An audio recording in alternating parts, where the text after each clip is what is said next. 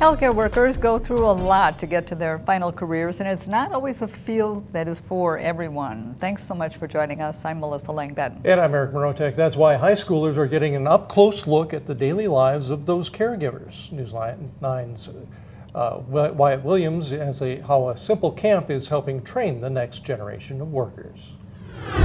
Whether if it's the lab, the morgue, or the hospital, teens looking to get into the healthcare field got a chance to try it all this week, using it as a springboard for their future careers. If the pandemic was any indication, we've all had a chance to see the impact healthcare workers can have. These high school students spent this week at UW-Stevens Point getting to experience the life of doctors, nurses, and more firsthand, all as a way to ease them into their future career. We saw a need for our youth and our young people to be more aware of the various pathways within healthcare and healthcare professions.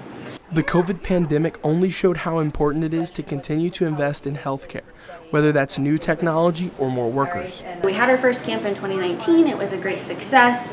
And then the pandemic happened, so we had to put our camp on pause.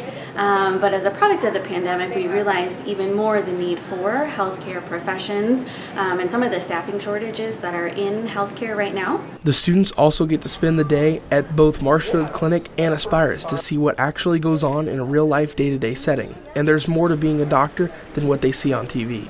While this year's camp is already wrapping up, they will be offering it again next year. And we will have the info and the link to sign up on our website at WAOW.com. In Stevens Point, Wyatt Williams, News 9, WAOW.